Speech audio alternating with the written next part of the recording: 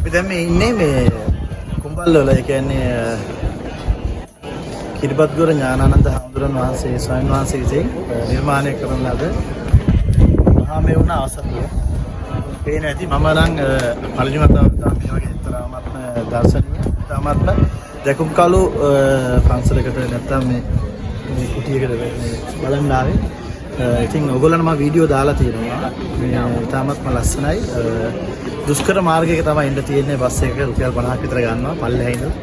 අති දුෂ්කරයි. හැබැයි මේ දුෂ්කර මාර්ග අපිට ඒ විඩාව අතරම නැති වෙනා මේ පන්සල බලන්න ආවා. මම අතර මෙතෙක් කල මගේ ජීවිතේට ආව ලස්සනම පන්සල. උන්වහන්සේට නිර්වාණයම උදා වෙන කියලා මම ප්‍රාර්ථනා කරනවා. මේ වගේ තාමත්ම ලස්සන පිළිබඳව ඒ කියන්නේ මහා මේවුනාවක් නිර්මාණය කිරීම පිළිබඳව වැදගත්තා. මේ වගේ ඔය දවසක බොහෝ ප්‍රමාණයක් ඉන්නවා. දවල් වෙලාවේ ආවේ උගක් අවුවක් තියෙනවා. නමුත් ඉතින් මේකට ඇවිල්ලා මේකේ මේ දර්ශනයන් බලනකොට ඇත්තටම අපිට උගක්ම ආසාවක් ඇති වෙනවා. ඒ විඩාව ඔක්කොම නැති වෙනවා. ඉතින් මම හිතනවා ඔයගොල්ලෝ මේ බලන්න ඇති කියලා මේ විස්තර ටික. ඉතින් එහෙනම් ඔයගොල්ලොත් මේකට බලන්න ඇවිල්ලා තියෙනවා නම් කමෙන්ට් එකක් දාන්න. බලලා ඇවිල්ලා නැත්තම් බදුල් කුරුවරේට ඇවිල්ලා මේක බලලා මෙතන තියෙන දර්ශනය නැත්තම් මේ දර්ශනීය මහා මේවුනාව රස විඳින්න නැත්තම් බලලා සදා සිටින් නරඹන්න කියනවා සියලු දෙනාගේ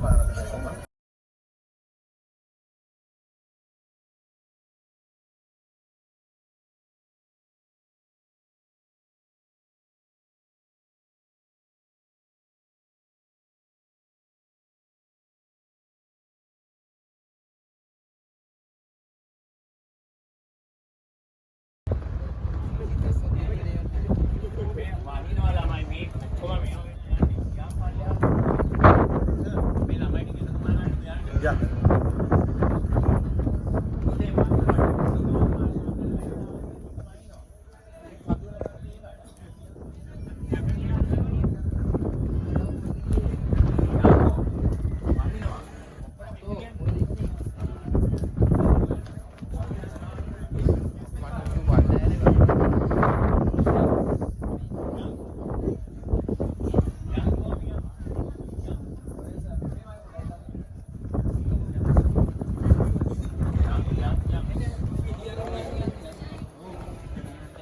විහාරය ඉදි කරන්න අවුරුදු 13කට වැඩි කාලයක් ගත වුණා.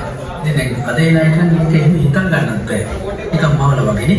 එන අයට වන්දනා කරගෙන ඉතින් එක දවසයි. සමහර දේ ආවහවස වෙනකොට ගියා. ඉතින් මේ එක දවස ඔබ හරියට කැපකළොත් මේකේ විශාල ජීවිත පිනක් කරගන්න පුළුවන්. ජීවිතේ විශාල ආශිර්වාදයක් රැකවරණය සද්දු විහාරයේ එකවතාවක් කර දෙක උස්සලා බැලුවා. බුදුරජාණන් වහන්සේලා හත්නමක් වෙන්දා වෙනවා. ඉතින් ඕගොල්ලෝ එක මොනක් හරි පූජා කරනවා. සත්බුදුරජාණන් වහන්සේට පූජා වේවා කියලා බුදුරජාණන් වහන්සේ රත්නමටම පූජා වෙනවා. ඒ වගේ බලන්න මේ මනුවේ තියෙනවා බෝධින් වහන්සේනමක් වැඩ ඉන්න ලස්සන මණ්ඩපයක්. ඉතින් මේ බෝධින් වහන්සේ ජයශ්‍රී බෝධින් ශාන්තාවක්.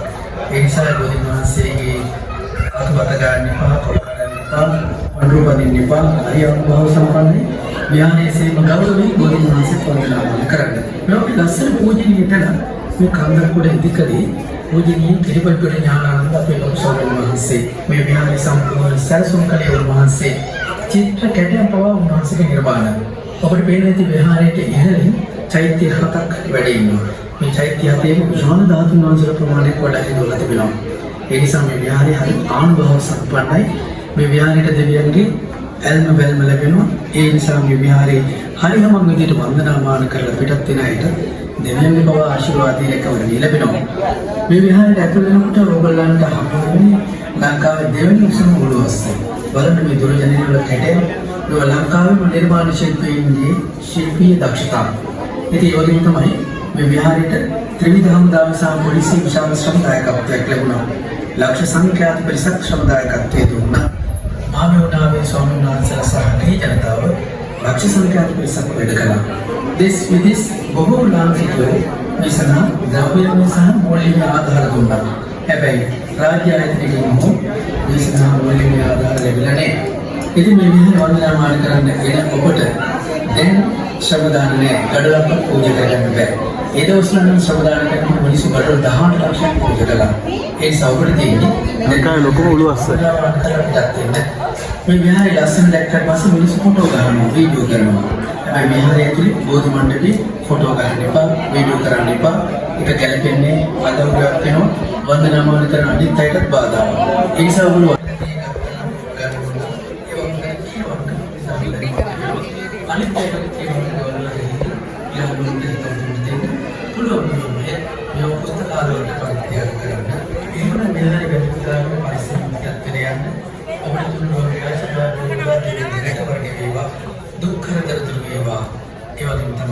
සර්පතු මහා සෑයේ පිහිට ලැබීවා. නමෝ බුද්ධාය තෙරුවන් සරණයි.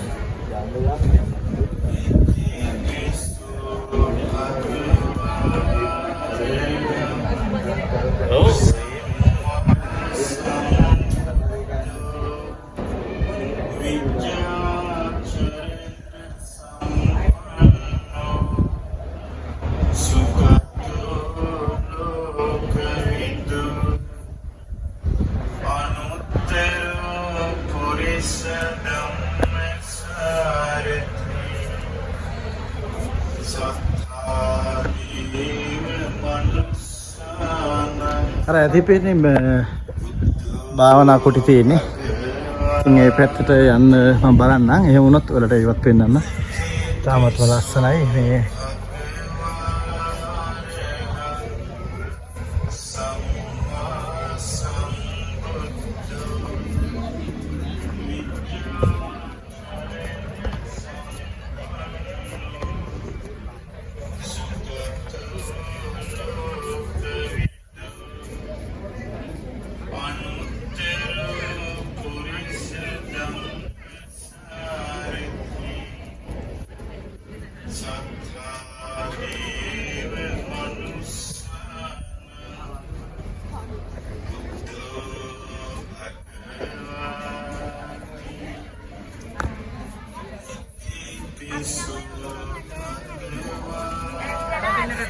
Ada nasi kalau yang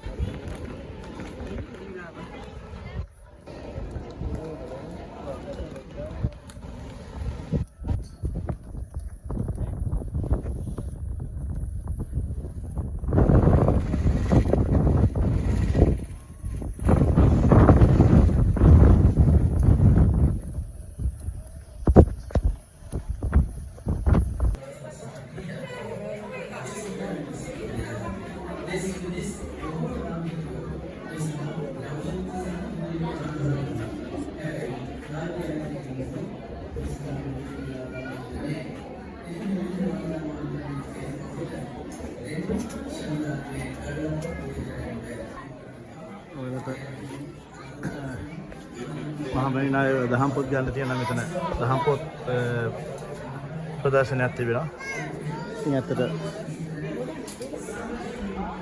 සදහස් සිටින්න වලට දහම් පොත් ගන්න භාවනා කරන්න ලස්සන වැඩ පුරා ගන්න තියෙන ලස්සන විහාරයක් තමයි මහා මෙවුනා ඔසපුව කියන්නේ.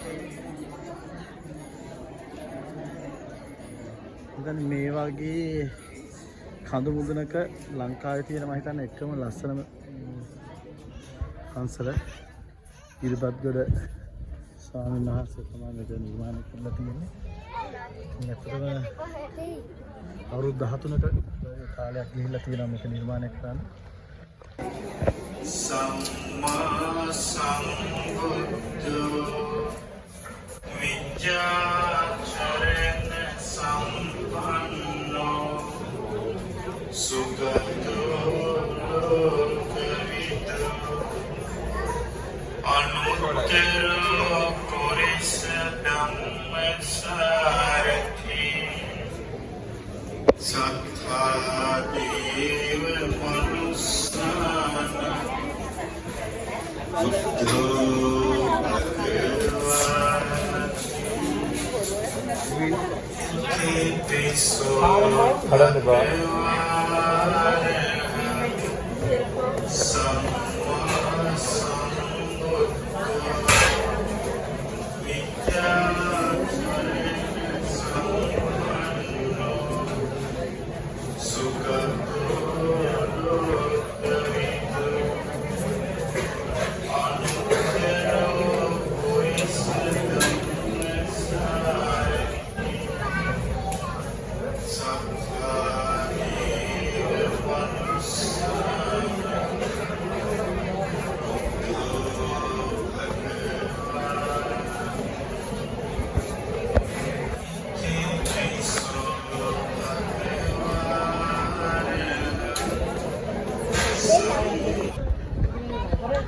මේ තියෙන්නේ මේ අපි ඈත ඉඳලා දැක්ක කන්ද පල්ලෙහාට දැක්ක මේ ලස්සන වෙන්න විශාල කොඩිය. මේ කොඩි ගහ මේ වීඩියෝ එකට කොඩියට වගේ පෙවුනාට ඇත්තටම තාම විශාල කොඩියක්. බෞද්ධ කොඩියක්. මම නම් ඇත්තට මේ වගේ විශාල කොඩියක් දැකලා නැහැ. මම ඉන්දියාවේ දැක්ක ජාතිකීය දැකලා තියෙනවා මේ මුහුදුපොද ප්‍රදේශවල දාලා තියෙන ජාතික දින දවස්වලට. ඒ ලංකාවේ මේ වගේ ජාතික කොඩියක් මේ වගේ තැන් වල එහෙම ඇත්තටම දාලා තිබ්බත් හරි ලස්සනයි. මේ තාම ලස්සන ජාතික කොඩියක්. මේ විශාලයි. හරිම ලස්සනයි. අර තියෙන්නේ සඳහන් සිටින් බෞද්ධයෝ පැමිණෙනවා. අද පොය දවසක් නිසා බොහෝ පිරිසක් එනවා. හරිම ලස්සනයි. දැන් මෙතන ඉල්ලත් මම වලට වීඩියෝ එක පෙන්නන්න. හරිම ලස්සනයි. අනිවාර්යෙන් බෞද්ධයෝ වෙදපුතාගත යුතු තැනක් තමයි මේක ස්ථානේ. තාමත්ම දැකුම් කලුයි. තව ෆොටෝස් ටිකක් ඔයාලට දාන්නම් බලන්න. හරිම ලස්සනයි. මහා මෙවුනා අසපුව කුඹල් වෙල බදුල්ල බණ්ඩාර අතර තියෙන්නේ. තාමත්ම දර්ශනීය තැනක කිලෝමීටර් 5ක් පමණ උඩට එන්න තියෙනවා. ඉතින් බලමු ඔයාලට බලා ගන්න පුළුවන් උඩ පේනවා අසපුව. බලා ගන්න පුළුවන් zoom කරලා උඩට ගිහිල්ලත් පෙන්නන්න ඉතාමත් ලස්සනයි. අද පොය දවසක් ඉඳන් බොහෝ ප්‍රමාණයක් ඉන්නවා. අපි බලමු ගිහිල්ලා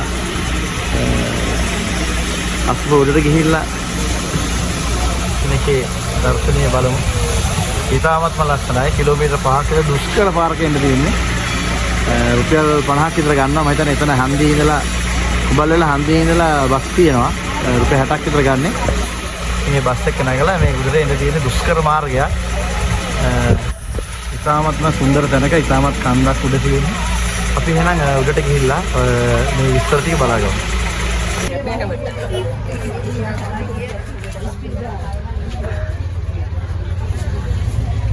ඉතාමත්ම දර්ශනීය ප්‍රදේශයක තියෙන්නේ.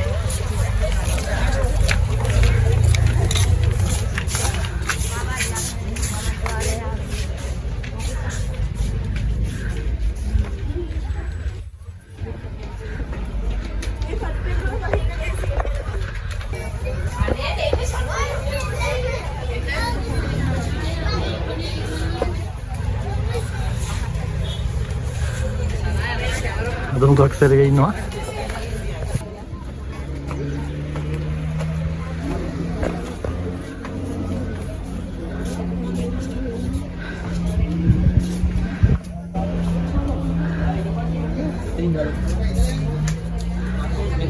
අර අදින් බෑනේ භාවනා කුටි.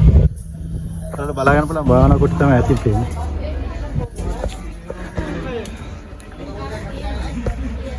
මාසි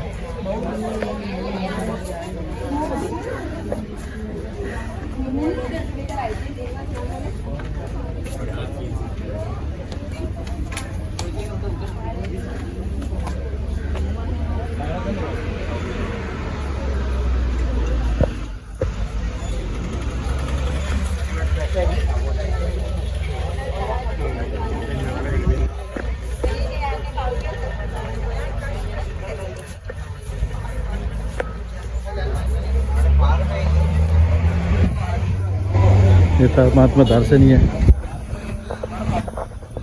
ये එකක් තියෙනවා. පියාංග රටට තව බස් දාලා ආවේ. අර තියෙන ස්ථානේ තමයි බස් දාලා තියෙන්නේ. ලස්සන ගාඩන් එකක් තියෙනවා.